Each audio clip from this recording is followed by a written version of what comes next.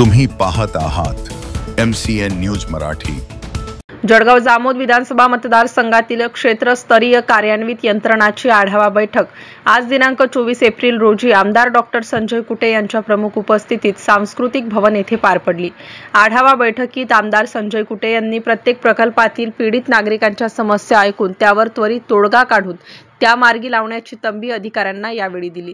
या प्रसंगी जळगाव जामोद विधानसभा मतदारसंघातील अकोट रेल्वे प्रकल्प, जिगाव प्रकल्प, पानंद रस्ते आणि इतर सिंचन प्रकल्पातील पुनर्वसन आणि इतर समस्यांबाबत नागरिकांच्या तक्रारी अधिकाऱ्यांच्या समक्ष मांडून त्यांचे निराकरण करण्याचा प्रयत्न या बैठकीदरम्यान करण्यात आला।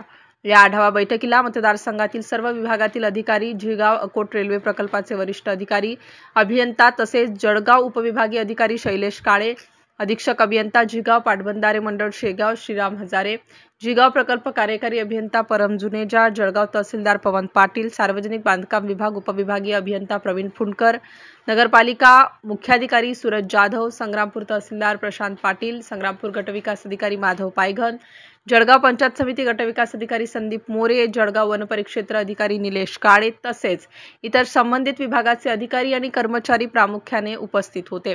MCN न्यूज मराठी करिता संजय दांडगे, जळगाव।